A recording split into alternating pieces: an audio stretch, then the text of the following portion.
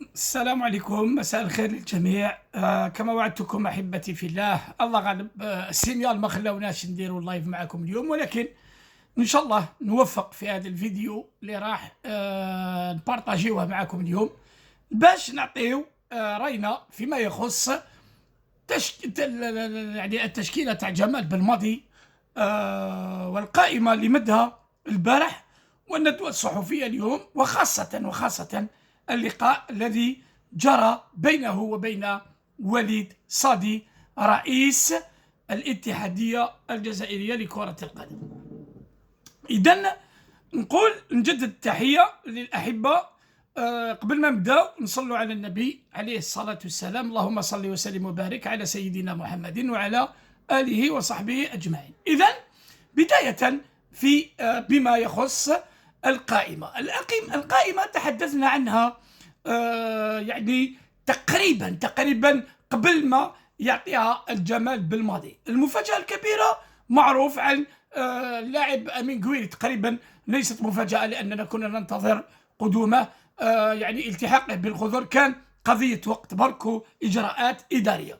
فيما يخص بشير بلومي، نعم العديد ربما يتساءل يقول لاعب جديد، ما عندوش خبرة، ولكن هل حجام لما استدعاه كان عنده خبرة؟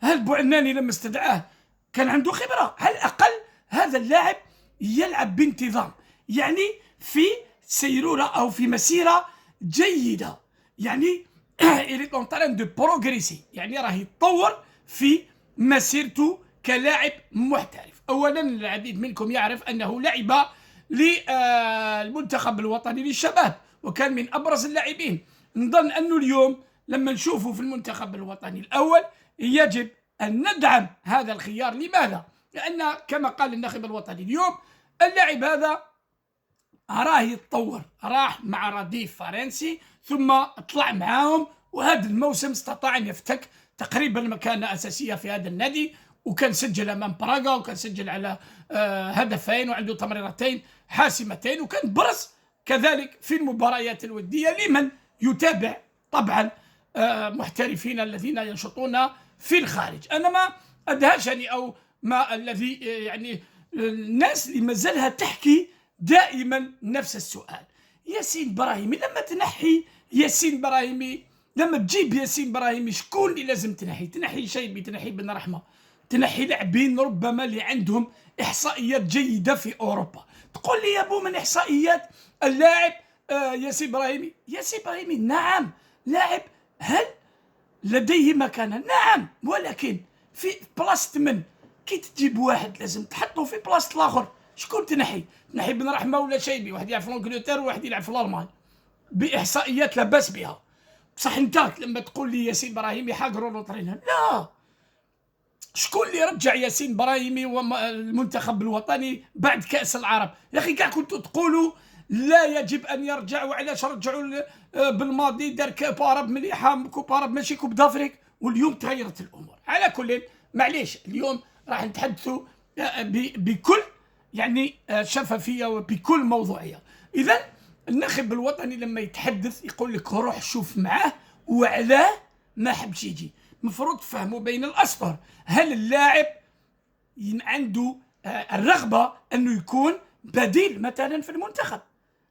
هل اللاعب هذا يتقبل البنك؟ هل اللاعب هذا ما صراولوش مشاكل داخل المجموعة؟ هذا ما يريد أن يقوله جمال بلماضي والله أعلم. هذه هي الأمور.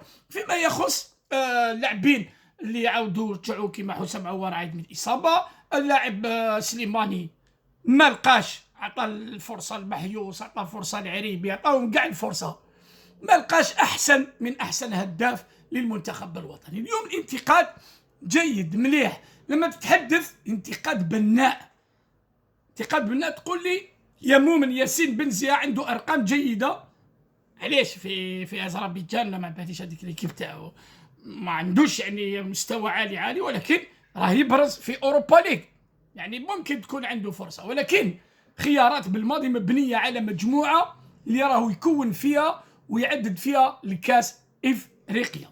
إذا فيما يخص التفاهم بين وليد صادي وجمال بلماضي، جمال بلماضي ليس بذلك المتهور حتى يفسد علاقته مع رئيس فاف جديد، خاصة أن وليد صادي لديه شئنا أم أبينا لديه تجربة مع المنتخب الوطني، لديه تجربة في الفاف، بعيدا عن مشاكل تاع ما باليش انا يستاهل ما يستاهلش، بعيدا عن هذا. اليوم عندنا رئيس اتحادية اسمه وليد صادي يدعم الناخب الوطني ويريد بناء وفتح صفحة جديدة مع الكرة الجزائرية خاصة المحلية. ندعم كل من يريد التغيير ويريد المضي قدما للتقدم وليس للتأخر. هذه يا خوتي اليوم لما تشوف علاش لي كاستيون بياج جابوا لتالي ابراهيم ما جاش لسيدي موسى، في صالح من هذه الاسئله؟ في صالح من هذه الاسئله؟ ايعقل اليوم نخلي جوهر اللقاء اللي دار بين الرجلين وتكلم في امان وتكلم يعني بكل روح وطنيه لتحسين الامور في المنتخب الوطني وابتعاد عن الكلام الزائد والضغط السلبي اللي الحمد لله ملي طلع صادي ما سمعنا والو حتى دركا لاباس. نقولوا ان شاء الله عادت المياه الى ان شاء الله مجاريها وان شاء الله تكمل هكذا لصالح من؟ لصالح المنتخب الوطني والوطن. يا ناس يا قلناها من اول مره، لو ما تحصنش الجبهه الداخليه ما دير والو، تكون واش تكون في الخارج ما كان والو، ما تقدر تدخل للكاف، ما تقدر تدخل الفيفا، ما يكذب عليكم حتى واحد. هذه هي الحقيقه اللي لازم تفهموها يا اخوان. ان اردنا ان تكون عندنا كلمه خارج الجزائر يجب توحيد الصفوف وبناء على مكتب فيدرالي قوي وعنده تجربه. ما تقوليش خانتنا التجربه لازم وقت، لا لازم نعملوا بلي النورم تاع الخدمه. هذه هي. اما هذه راه جاو ليه راه راح عنده واش فيها ولا راح عنده واش فيها ولا جابوا لسيدي موسى وفطروا كيف كما كانوا متفاهمين ومن بعد راحوا للفاف. دوك هيبه الفاف ما هي؟ هيبه الفاف في تطبيق القوانين بصرامه، التغيير الذي وعد به وليد صادي.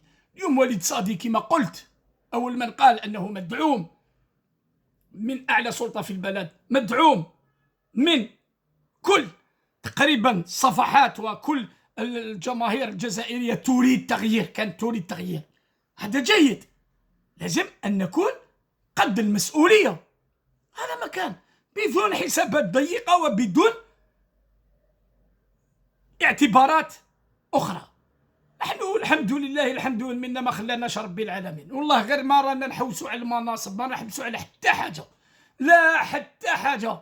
الحمد لله يا ربي، ونشكر الله سبحانه عز وجل ليل ونهار على ردة فعل الأحبة الذين يدعمون ويشجعون. وأنا ممتن لكم، أحبكم حتى أنا في الله. أقسم بالله ما نقدر نكذب عليكم في حاجة، أقسم بالله ما نقدر نميل لواحد باش نجي نكذب عليكم، مستحيلات السبع. فيما يخص العروسي كما تحدثنا قبل ما تخرج القائمة أن العروسي لا يستطيع أن يكون في هذا التربص تعطل في إجراءات إدارية في الفيفا لم تعطي الضوء الأخضر.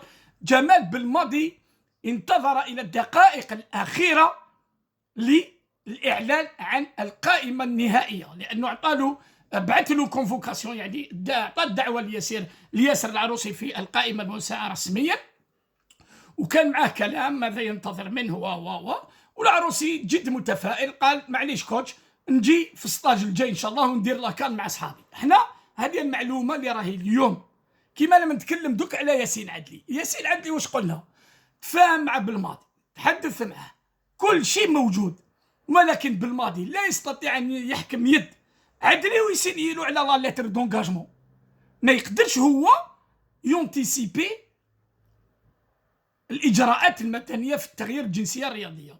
هذا واش حبينا نقوله، لكن باش نقولوا الحقيقه تحدث معاه وعطاله كلمه، قال له كوتش ان شاء الله نجيب بلاصتي ونحكم روحي في مينو راني مع الفريق الوطني.